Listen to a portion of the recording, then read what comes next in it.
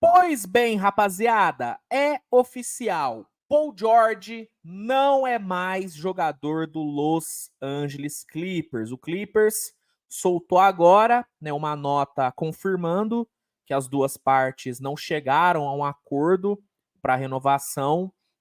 Segundo informações do Uji e também do Chris Haynes, o Clippers se manteve firme na sua posição de oferecer só 3 anos de contrato, e o Paul George se manteve firme na sua posição de querer 4 anos de contrato. Nenhum lado cedeu e, no fim, a negociação terminou com a quebra de relação. Né? Paul George não será mais jogador do Clippers. Paul George está agora oficialmente livre no mercado e a tendência é que nas próximas horas ele assine com o Philadelphia 76ers, algo que o Chris Haynes falou antes da abertura do mercado que realmente iria acontecer. Aí no comunicado, o Clippers só deixa claro que não vai seguir com o Paul George, né? Fala aí sobre as conquistas do Paul George, né? Fala aqui que ele deixa a franquia depois de 5 anos, tendo ido para 3 All-Star Games, se tornou o líder da franquia em bolas de 3 e tal, ajudou o time a chegar numa final de conferência. Então, assim, deixa claro aqui que o Paul George foi importante, só que não vai seguir. E assim, agora que é oficial, dá pra gente dar uma analisada no que foram esses 5 anos do Paul George. Dá pra dizer que foi uma decepção, né? A passagem do Paul George no Clippers. Não vou dizer que foi uma passagem ruim, longe disso. O Paul George, acho que dá pra puxar aqui os números dele rapidinho, jogando pelo Clippers.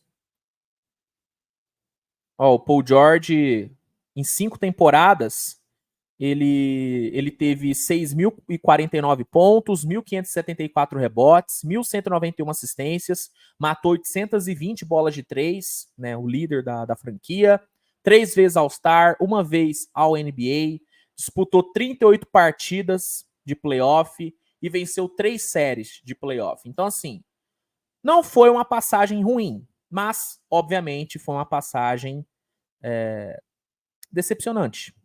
Decepção é a palavra que define a passagem do Paul George no Clippers, assim como é a palavra que define a passagem do Kawhi até agora. Né? Tanto o Kawhi como o Paul George são decepcionantes no Clippers.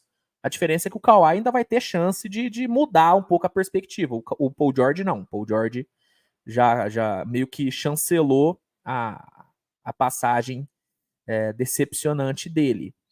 E eu sei que hoje é muito fácil olhar para trás e falar que o Clippers foi otário na troca que fez pelo Paul George, porque assim, sendo engenheiro de obra pronta, realmente foi uma troca que ajudou muito mais o Thunder do que o Clippers.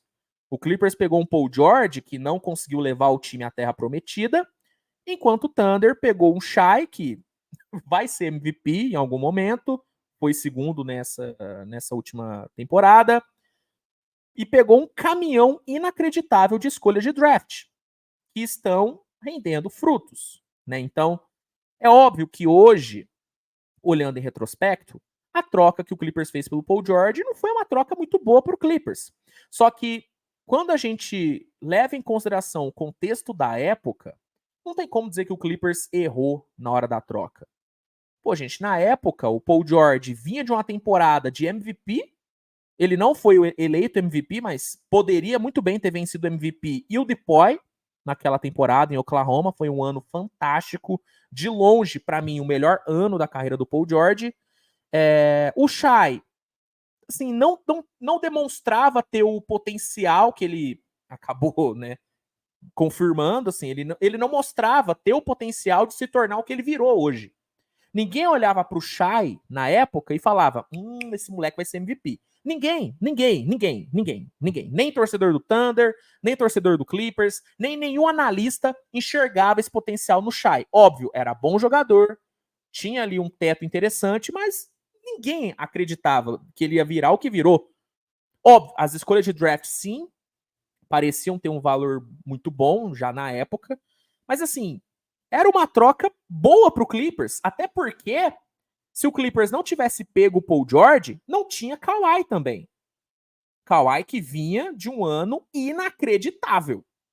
Inacreditável, liderando o Toronto pro título, sendo um absurdo no playoff. Então, hoje é fácil criticar a troca.